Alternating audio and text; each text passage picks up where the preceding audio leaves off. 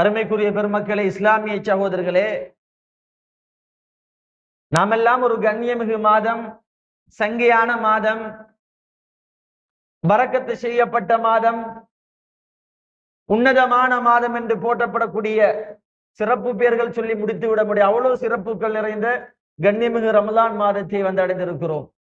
அதிலும் அவ்வளவு ரஹ்மத்துன், அதனுடைய ஆரம்ப பகுதி ரஹ்மத்துடைய பகுதி என்பதாக ஸல்லல்லாஹு அலைஹி வஸல்லம் அவர்கள் சொன்ன பகுதியை தாண்டி வஅவ்ஸதுஹு மக்ஃபிரத்துன், அதனுடைய நடுப்பகுதி மக்ஃபிரத்துடைய பகுதி, பாவ மன்னிப்பு தேடக்கூடிய பகுதி என்பதாக ஸல்லல்லாஹு அலைஹி வஸல்லம் அவர்கள் சுட்டி காட்டிய ஒரு பகுதியில் இன்னும் ஒரு சில நாட்களில் ரமலான் வந்ததா, ரமலான் எம்மை அடைந்து கடந்து விட்டதா என்று யோசிக்கக்கூடிய காத்துக் கொண்டிருக்கிறோம்.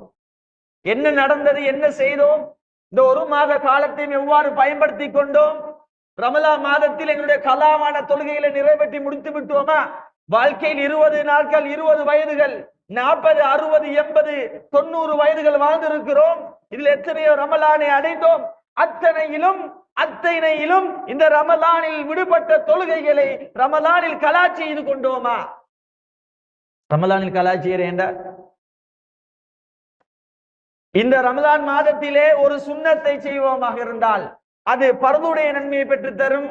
ஒரு பர்லை செய்வோமாக இருந்தால் 70 பர்லை செய்தால் என்ன நன்மையோ அதே நன்மையை பெற்று தரும் மாதமாக இருக்குமாக இருந்தால் எவ்வளவு சிறப்பு பெருமக்களே. லொஹர ஒருக்க தொழுத ஒரு நன்மை தான் இல்லையா? அந்த லொஹர் தொழுதற்குரிய நன்மை. ஆனா இதே ரமலான் மாசத்துல லொஹர தொழுதம் 70 துகர் எத்தனை தொழுதால் என்ன நன்மையோ அத்தனை நன்மை வழங்கப்படும் மார்க்கமாக இருந்த இன்னொரு பாக்கியம் நிறைந்த மார்க்கம், என்னொரு நட்பாக்கியங்களை, அருள்களை, நட்பாக்கியங்களை அடைத்து சொறைந்து நிறைந்து வந்த மாதம் இந்த ரமலானாக இருந்து கொண்டிருக்கிறது. பெருமக்களே, இந்த மாதம் மிக கவனமான மாதம், இந்த மாதம் மிக பேணுதலான மாதம். இந்த மாதம் பாவத்தில் மூழ்கக்கூடிய மாதம் கிடையாது. இந்த மாதம் நாசத்தின் பக்கம் செல்லக்கூடிய பாவம் கிடையாது. ரப்பு ரஹ்மானாகி அல்லாஹ்விடத்தில் நெருங்கக்கூடிய மாதமாக இந்த ரமலானுடைய மாதம் இருந்து கொண்டிருக்கிறது. பெருமக்களே, இந்த ரமலானிலே பிறை 17 வரலாறு சாம்ராஜ்யம், இஸ்லாமிய சாம்ராஜ்யத்தில் மிக ஒரு கல்வெட்டாக பதிக்கப்பட்ட ஒரு யுத்தம் பத்ர் போர் நடைபெற்றது என்று நாம் அறிந்திருக்கிறோம். பத்ர் சஹாபாக்கள் 313 சஹாபாக்கள் இந்த யுத்தத்திலே கலந்து கொண்டதை நாம் படித்திருக்கிறோம். இந்த வரலாறு எல்லாம் நம்ம லேசா கடந்துட்டு போக முடியாது பெருமக்களே.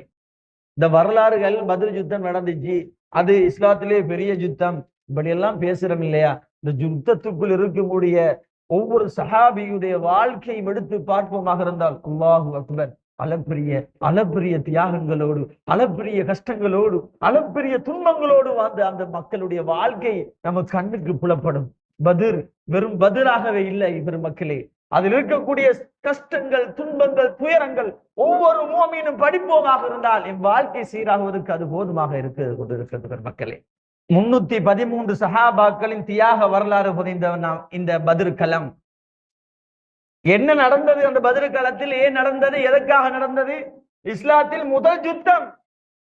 எக்காலம் கொண்டும் கிட்டத்தட்ட 13 வருடங்கள் மக்கமா நகரிலே கண்மணி ரசூலுல்லாஹ் வாழ்கிறார்கள். சொல்ல முடியாத துன்பங்கள், சொல்ல முடியாத, சொல்ல அடுக்க முடியாத துயரங்களை அடைந்த அந்த சஹாபா பெருமக்களும் எம் கண்மணி ரசூலுல்லாஹி ஸல்லல்லாஹு அலைஹி வஸல்லம் அவர்களுக்கு அந்த சந்தர்ப்பத்தில் கூட அல்லாஹ் யுத்தம் செய்வதற்கு அனுமதி கொடுக்கவில்லை. 13 வருஷம் அவ்வளவு அநியாயங்கள். கண்மணி ரசூலுல்லாஹ் தொழுது கொண்டிருப்பார்கள். அழுகிய ஒட்டக தோள்களை, அழுகிய ஒட்டகத்தின் குடல்களை எல்லாம் கண்மணி ரசூலுல்லாஹ் மேலுகளை போட்டு விட்டு வருவார்கள். முஸ்லிம்கள் தொழுது கொண்டு இருப்பார்கள், கல்லால் அடித்து காயப்படுத்துவார்கள். எத்தனையோ மக்களுடைய வரலாறு பெருமக்களே. இஸ்லாத்தில் முதல் தியாகம் செய்த பெண்மணி, உயிர் தியாகம் செய்த பெண்மணி சுமையா ரலியல்லாஹு தஆலா அவர்களுடைய வரலாறு பார்த்திருக்கிறோமா? கணவர் யாசிர் ரலியல்லாஹு தஆலா அவர்கள், மகனார் அம்மார் ரலியல்லாஹு தஆலா அவர்கள் கட்டி வைக்கப்பட்டிருக்கிறது. கணவனை முன்னால் கட்டி வைக்கப்பட்டிருக்கிறது. சுமையா ரலியல்லாஹு தஆலா அவர்களை கட்டி வைக்கப்பட்டிருக்கிறது. அதுக்கு முன்னால் கணவர், நம்முடைய மனைவி முன்னால் எம்மளையும் கட்டி வைக்கப்பட்டிருக்கிறது. ஆதிக்கம் இல்லை, அவ்வளவு ஆதிக்கம் அந்த குறைஷிக்காவில் அவ்வளவு அட்டுழியங்கள். இப்படியான சந்தர்ப்பத்துல சொல்லுகிறார்கள், நீ ஒரு வேலையை சுமையா, நீ ஒரு வேலையை மட்டும் செய், நீ அல்லாஹ் என்று ஒரு ஆளை வணங்குறீ இல்லையா, அந்த கடவுளை இல்லை என்று சொல்லிவிட்டு எங்களுடைய மதத்திற்கு வந்துவிடு. எங்களுடைய ஆபாக்கள், எங்களுடைய மூதாதையர்கள் எந்த மார்க்கத்தில் இருந்தார்களோ, எந்த சிலைகளை வணங்கினார்களோ அந்த சிலைக்கு நீ வந்து விடு என்று சொன்னால் உன்னை உன் குடும்பத்தையும் விட்டு விடுவோம் என்று சொன்னார்கள். விடல, ஈமான் விடல, எந்த சந்தர்ப்பத்திலும் விடல. சொன்னார்கள் பெட்டா வெயில், இந்த காலத்துல அடிக்கிற மாதிரி வெயில் இல்லை. இந்த நம்ம ஊர் சில்லங்கள் அடிக்கிற மாதிரி வெயில் இல்லை. பாலைவனம், சவுதிகளுக்கு நம்ம வெளிநாட்டுக்கு அதிகமான மக்கள் பெய்திருப்பீங்க, அங்க வரைக்கிற சூடுகள் தெரியும். அந்த வெயிலிலும் கூட பாலைவன மண்ணில் மக்களே, பாலைவன மண்ணிலே தனியாக கட்டப்பட்ட பெண்ணை நிர்வாணம் படுத்துகிறார்கள் குறைஷி காவிர்கள். சுமையா, நீ இஸ்லாத்தை விட்டு வந்தால் உனக்கு ஈடேற்றம் உண்டு என்று சொல்லுகிறார்கள். அப்பொழுது விடவில்லை அந்த வீரத்தாய். அல்லாஹ் லா இலாஹ இல்லல்லாஹ் என்ற கலிமாக்கு புறமாக ஒருபோதும் நான் திரும்ப மாட்டேன் என்று சொல்லுவார்கள். அந்த ஈமான் எந்த அளவு ஈமான் தெரியுமா பெருமக்களே? நிர்வாணப்படுத்துகிறார்கள். மர்ம உறுப்பிலே ஈட்டியை அம்பை எய்கிறார்கள் கணவன் முன்னால். இவ்வளவு ஒரு துன்பரிய கஷ்டம், எவ்வளவு ஒரு துன்பமான இக்கட்டான சூழலுக்கு மத்தியிலே அம்பை எறிந்து கொல்லப்படுகிறார்கள். சுமையா ரலியல்லாஹு தஆலா அன்ஹு கணவருக்கு முன்னால் எதுவுமே செய்யாத நிலை, முதல் ஷஹீதாக்கப்படுகிறார்கள். பெண்மணிகளிலே சுமையா ரலியல்லாஹு தஆலா அவர்கள். பிலால் ரலியல்லாஹு தஆலா வரலாறு தெரிந்திருக்கும். பாலைவன மண்ணிலே தட்டையெல்லாம் கலட்டி, ஆடைகளை கலட்டி, வெறும் மண்ணில் செய்யதுனா பிலால் ரலியல்லாஹு தஆலா அன்னவர்களை சுடு மண்ணில் பாலைவனத்தில் போட்டிருப்பார்கள். போட்டது மாத்திரம் இல்லாமல் பெருங்கற்களை நெஞ்சுக்கு மேலால் உடம்புக்கு மேலால் துவைத்திருப்பார்கள். கடும் சூரியன் உஷ்ணம், அந்த வெயிலில் பாடுபட்டிருக்கக்கூடிய சந்தர்ப்பத்திலும் கூட அதுவும் பொறுக்காமல் மிருகங்களை கட்டி, மிருகங்களுடைய உடம்பில் கட்டி அவர்களை அங்கும் இங்குமாக அளந்து தெரிய விடுவார்கள். பெருமக்களே, எவ்வளவு ஒரு தியாகம்! அல்லாஹ் அஹத் என்ற வார்த்தைக்கு மறுப்பு தெரிவிக்கவில்லையே. அல்லாஹ் அஹத் அஹதுன் என்ற வார்த்தையை நின்றார்களே சையதுனா பிலால் ரலியல்லாஹு தஆலா அவர்கள். இப்படியான வரலாறுகள் இந்த மக்காவிலே. நம்மளுக்கு இஸ்லாம் லேசா கிடைச்சிட்டு, நம்மளோட உம்மா இஸ்லாம், பாப்பா இஸ்லாம் நம்ம லேசு. அதனால நம்மளுக்கு தொழுகை பெருசு இல்ல, அல்லாஹ்வோட கட்டளைகள் லேசு இல்ல, ரசூலுல்லாஹ் லேசு, நோம்பு லேசு, ரமலான் அது ரமலான் மாசம் வந்துட்டு போயிட்டு ஏன் சும்மா நாம புறக்கூலி அல்லாஹ் தந்துட்டாலையா பாக்கியத்தை. அந்த ரப்புல் ஆலமீன் இஸ்லாமியராக ஆக்கினதன் காரணமாக இன்னும் அந்த பெருமதியுடன் நாம இருக்கிறோம். பெருமக்களே, சஹாபா பெருமக்களுக்கு கிடைத்த இஸ்லாம் இவ்வளவு துன்பத்துக்கு மத்தியில் பெருமக்களே, இவ்வளவு கஷ்டத்துக்கு மத்தியில் பெருமக்களே, இவ்வளவு சொல்ல முடியாத துயரங்கள் ஒவ்வொரு சஹாபியுடைய வரலாற்றை பார்த்தால் பெருமக்களே, அல்லாஹு அக்பர், அளப்பெரிய தியாகங்கள், அளப்பெரிய தியாகங்கள். இப்படியான இக்கட்டான சூழல் கூட அல்லாஹ் யுத்தத்துக்கு அனுமதி கொடுக்கவில்லை. ஹிஜ்ரி 2ஆம் ஆண்டு மதீனாக்கு வந்து 2வது வருஷம் குறைஷி காபிர்கள் எல்லாம் திட்டம் திட்டுகிறார்கள். இந்த இஸ்லாம் வளர்ந்துட்டு போகுது, இது லைன் போல நம்ம சொல்ல முடியல, இது கொஞ்சம் சின்னத்திலே தடுக்கலாட்டி சிக்கலா போயிட்டது. அப்ப இதுக்கு ஒரு மருந்து கட்டணும். அங்க இருக்கிற குறைஷி மக்கால இருந்த அனைவர்கிட்டையும் சல்லி சேர்க்கிறாங்க. காசை சேர்த்து சிரியாவுக்கு வியாபாரத்துக்கு போவாங்க மக்காவாசிகள். எல்லாரும் ஒவ்வொரு கணக்கை விட்டு ஒவ்வொரு வீட்டிலும் ஒவ்வொரு பங்கை கொடுக்கிறார்கள்.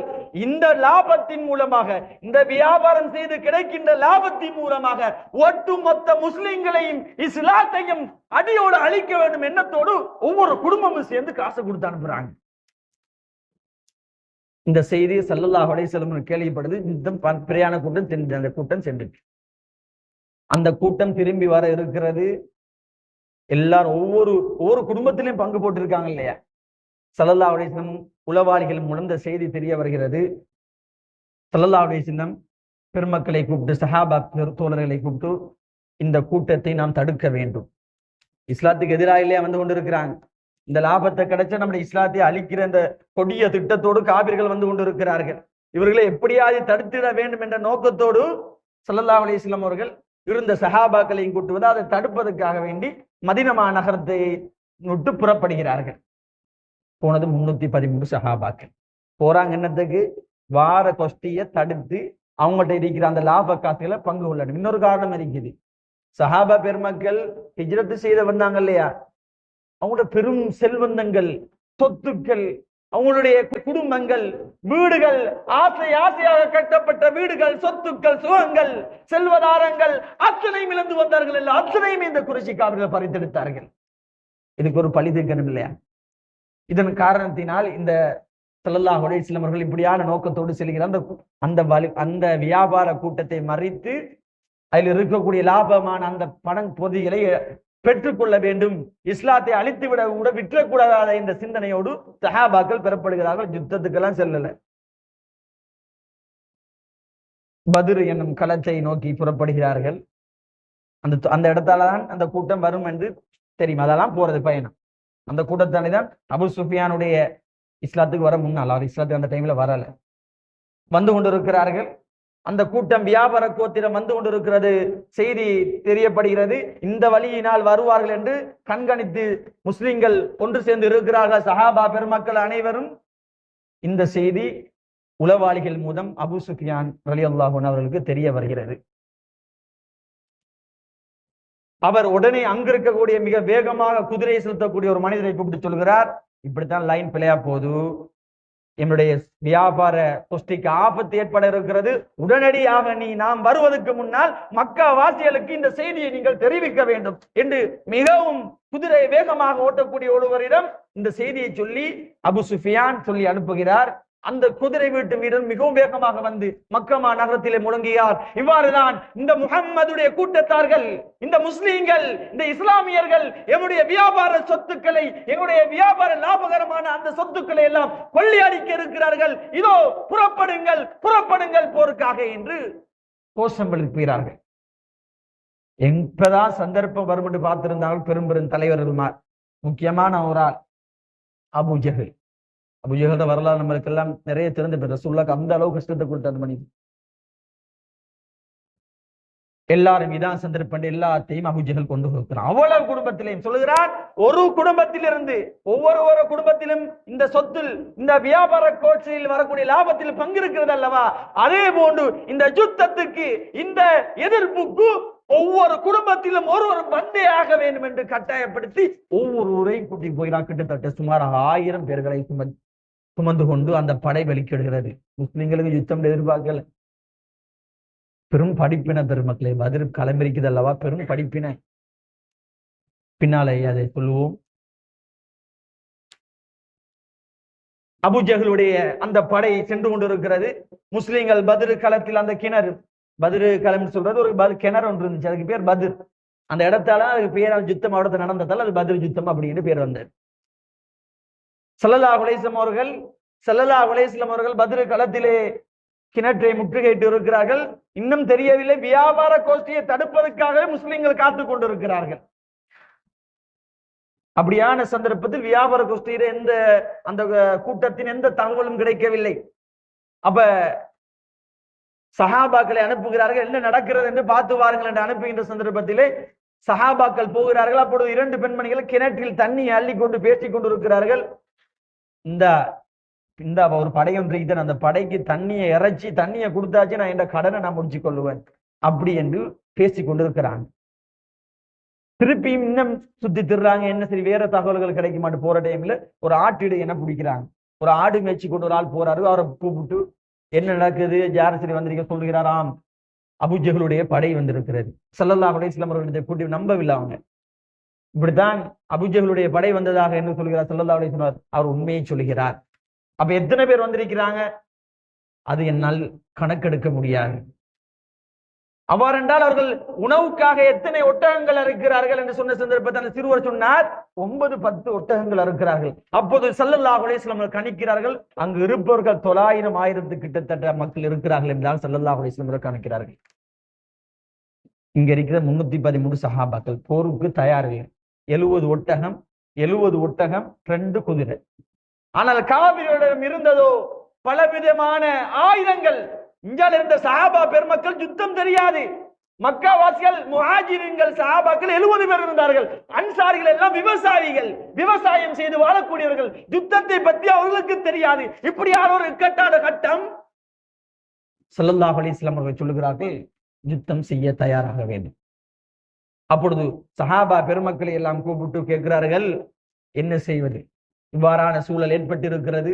காவிர்கள் யுத்தம் செய்வதற்காக வந்திருக்கிறார்கள், என்ன செய்வது என்று கேட்கின்ற சந்தர்ப்பத்திலே இடையே எழுந்தார்கள் அபூபக்கர் சித்திக் ரலியல்லாஹு தஆலா அன்ஹு. நாயகமே, நாம் போர் செய்வோம், எமக்கு செய்த அநியாயத்துக்காக நாம் போர் செய்வோம் என்பதாக அபூபக்கர் சித்திக் ரலியல்லாஹு தஆலா அவர்கள் கேட்கிறார்கள். மறுபடியும் ரசூலுல்லாஹ் என்ன செய்வது என்று கேட்ட சந்தர்ப்பத்தில் உமர் இப்னு கத்தாப் ரலியல்லாஹு தஆலா அவர்கள் நாயகமே போரிடுவோம் என்ற வார்த்தையை முழங்குகிறார்கள். போல அனைவருமே மக்காவாசிகள்,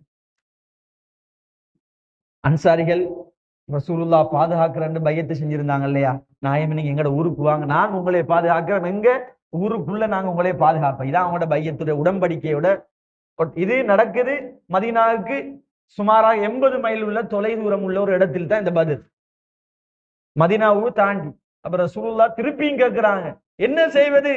உடனே எழுந்தார்கள் ஸஅத் இப்னு முஆத் ரலியல்லாஹு தஆலா அன்ஹு, யா ரசூலல்லாஹ், திரும்ப திரும்ப திரும்ப திரும்ப இந்த கேள்வியை கேட்பதை பார்த்தால் எங்களை கேட்பது போல இருக்கிறது யா ரசூலல்லாஹ், மதீனா வாசிகளை பார்த்து கேட்பது போல இருக்கிறது யா ரசூலல்லாஹ். ஆமன்னாக ரசூல் நாயகமே, உங்களை நாங்கள் ஈமான் கொண்டுள்ளோம். வஸத்தக்னாக, இன்னும் நீங்கள் நபி என்று உறுதிப்படுத்தியிருக்கிறோம் நாயகமே.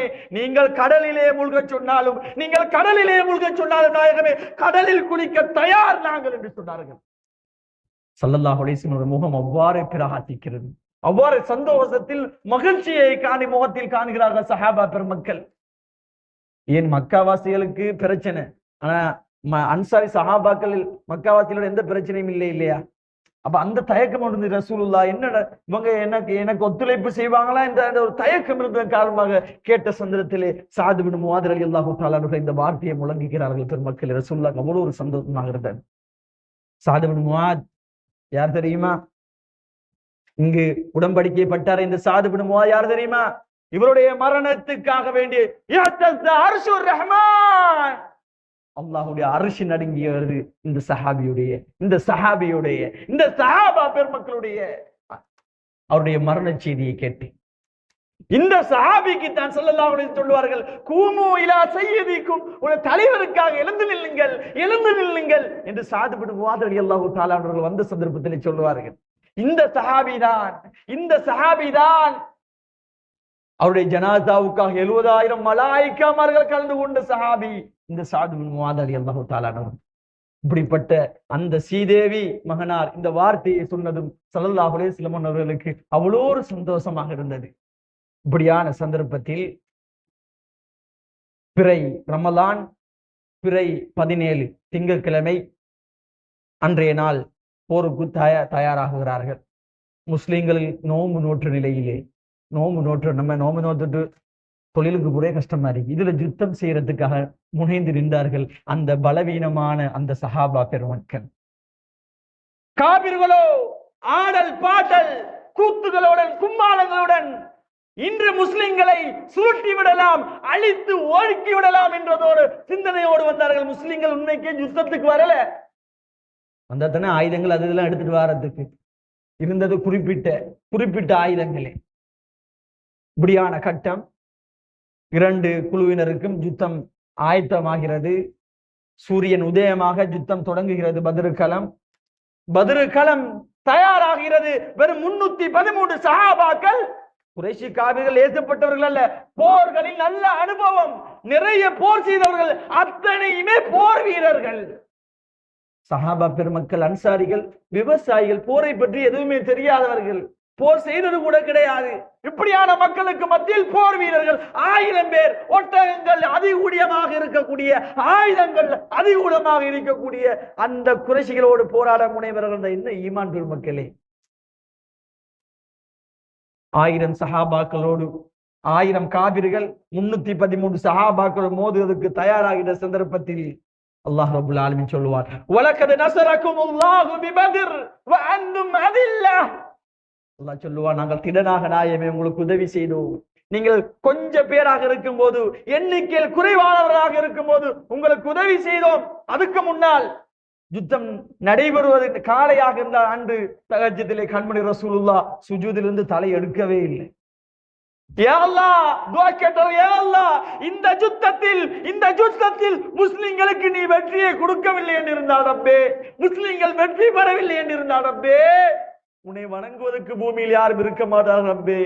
உன்னை வணங்குவதற்கு யாரும் இருக்க மாட்டார்கள். நீ வாக்களித்திருக்கிறாய், வெற்றியை தருவதாக வாக்களித்திருக்கிறாய் அல்லவா, அந்த வாக்கை நிறைவேற்றியா அல்லாஹ். சுஜூதிலே இருந்து கண்மணி ரசூலுல்லாஹ் எல்லாம் சுஜூது செய்து கொண்டே இருந்தார்கள். அபூபக்கர் சித்திக் நாயகம் சொல்லுவாங்க, யார் சொல்லலாம், அல்லாஹ் நமக்கு போதுமானவன், அல்லாஹ் என்னை ஒருபோதும் கைவிட மாட்டான் என்று ஆறுதல் சொல்வார்கள். அந்த அளவு சுஜூதில் இருக்க அவ்வளவு முக்கியமான அந்த பதில் களம். இப்படியான சந்தர்ப்பத்தில் போர் மூழ்கிறது. 1000 காவிலோடு 300 பேர்களை கொண்ட சஹாபா பெருமக்கள் யுத்தத்தில் ஈடுபடுகிறார்கள். கடுமையாக நடக்கிறது யுத்தம். சில சந்தர்ப்பத்தில் அந்த சந்தர்ப்பத்தில் ரப்புல் ஆலமீன் மலாயிகமார்களை இறக்குகிறான். போர் கவசங்களோடு ஜிப்ராயில் அலைஹிஸ்ஸலாத்து வஸலாம் அவர்களை அல்லாஹ் இறக்குகிறான். 313 சஹாபாக்களோடு மலாயிகமார்கள் போர் செய்த யுத்தம் பத்ர் யுத்தம் பெருமக்களே.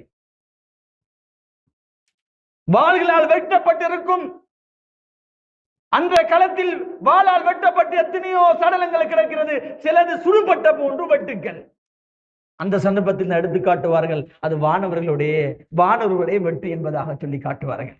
அவ்வளவு ஒரு ஒற்றுமையாக அல்லாஹ் உதவியை வழங்கியது இந்த பத்ர் களம் பெருமக்களே. வெறும் 313 சஹாபா பெருமக்கள் 1000 பேரை வென்றெடுத்தார்கள். 1000 பேரை வென்றெடுத்தார்கள். இதுதான் இந்த பத்ருடைய நிகழ்ச்சி. லா ஹவுல வலா குவ்வா இல்லா பில்லாஹில் அலியுல் அதீம். ரப்புடைய நாட்டமின்றி, ரப்புடைய அசைவு, அல்லாஹ்வுடைய நாட்டமின்றி எந்த ஒரு திருமுதலும் எந்த ஒரு சக்தியும் கிடையாது என்கிறோம். இதுதான் பெருமக்களே மூமின்கள். இந்த நம்பிக்கை நமக்கு இல்லை. இந்த நம்பிக்கை எம்மில் இல்ல. இந்த நம்பிக்கை எம்மை விட்டு தூரமாகிவிட்டது. முஸ்லிம்கள் ஒற்றுமை என்ற அந்த ஒற்றுமை என்ற கயிற்றை விட்டு நீங்கியதன் காரணமாக வந்தவரெல்லாம் எம்மை சூறையாடி, வந்தவரெல்லாம் எம்மை அநியாயம் அட்டுழியம் செய்வதற்கு காரணம் அல்லாஹ்வின் நம்பிக்கை இல்லை. லா ஹவுல வலா குவத்த சொல்கிறோம். எந்த ஒரு திரும்பலும் கிடையாது ரப்பே. வலா குவத்த எந்த ஒரு சக்தியும் கிடையாது ரப்பே. நீ அன்றி, உன்னுடைய நாற்றம் அன்றி, உன்னையே கொண்டே தவிர எதுவும் இல்லைன்னு சொல்கிறோம். அதை உறுதிப்படுத்தியது இந்த பத்ர் களம். அல்லாஹ்வுடைய உதவிதான் மேலாது என்பதை காட்டியது இந்த பத்ர் களம். எத்தனை குறைஷி காபிர்களோ, எத்தனை மக்கள் எம்மை சூழ்ந்து எமக்கு அழிவை நோக்கி இருந்தாலும் அல்லாஹும்ம லா மானிய லிமா அத்தஅத், ரப்பே நீ கொடுத்த ஒன்றை தடுக்கிறதுக்கு யாரும் கிடையாது. வலா முஅதிய லிமா மனத், நீ தடுத்த ஒன்றை தருவதற்கு யாரும் கிடையாது. உலகமே திரண்டு ஒரு மனிதனுக்கு அநியாயம் செய்ய நாடினால் கூட, உலகமே திரண்டு ஒரு மனிதனுக்கு அநியாயம் செய்து நாடினால் கூட அல்லாஹ்வின் நாட்டமின்றி ஒன்றும் நடக்க முடியாது பெருமக்களே. அந்த ஈமான் நம்மள இல்லை. இந்த சஹாபா பெருமக்களுக்கு அந்த ஈமான் இருந்தது. ரப்பு உதவி செய்வான், என்னை படைத்த ரப்பு எங்களை கைவிட்டு விட மாட்டான் என்ற அந்த நம்பிக்கை அந்த பெருமக்களுக்கு இருந்தது. இன்று நம்மில் உள்ளத்தில் அது தூரமாகிவிட்டது. அருமைக்குரிய பெருமக்களே, இவ்வளவு நிரப்பமான வாழ்க்கையை போனது பத்ருக்களும் பெரிய வரலாறு. நேரம் போதாமையினால் துருக்கிக் கொள்கிறோம். அருமைக்குரிய பெருமக்களே, அந்த சஹாபா பெருமக்கள் செய்த தியாகம் இருக்கிறது அல்லவா, அந்த தியாகம் எல்லாம் அப்பால் அல்லாஹ்வுடைய உதவி ஒன்று இருக்கிறது. அல்லாஹ் எம்மை பார்த்து கொண்டிருக்கிறான், அல்லாஹ் எம்மை கவனித்துக் கொண்டிருக்கிறான் என்ற நம்பிக்கை எம்மில் வர வேண்டும் பெருமக்களே. அல்லாஹ் மீது முழுமையான நம்பிக்கையை செலுத்த வேண்டும். அல்லாஹ் நாட்டம் இன்று எதுவுமே நடக்காது என்ற நம்பிக்கை வைக்க வேண்டும்.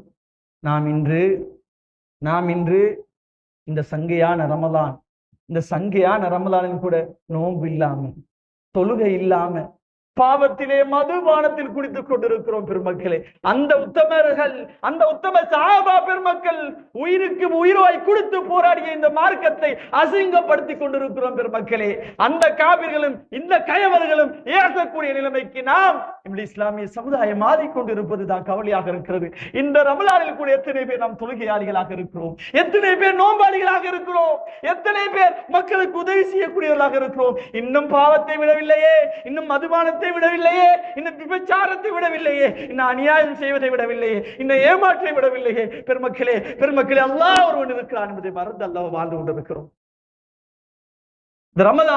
இந்த ரமலானை சங்கை விருத்துப்படுத்தாமல், இந்த ரமலானை கண்ணியப்படுத்தாமல், இலகுவாக அல்லாஹ் தந்ததுக்காக வேண்டிய மார்க்கத்தை அல்லாஹ் லேசாக தந்ததுக்காக வேண்டிய அந்த ரப்புக்கு மாறு செய்து கொண்டிருக்கிறோம்.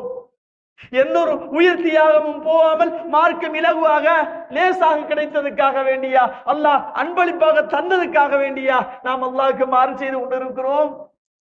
யோசிக்க கடமைப்பட்டவர்களாக இருக்கிறோம். அருமைக்குரிய பெருமக்களே, கண்ணியமான சகோதரர்களே, ரமலான் இன்னும் ஒரு சில நாட்களிலே கழிய இருக்கிறது.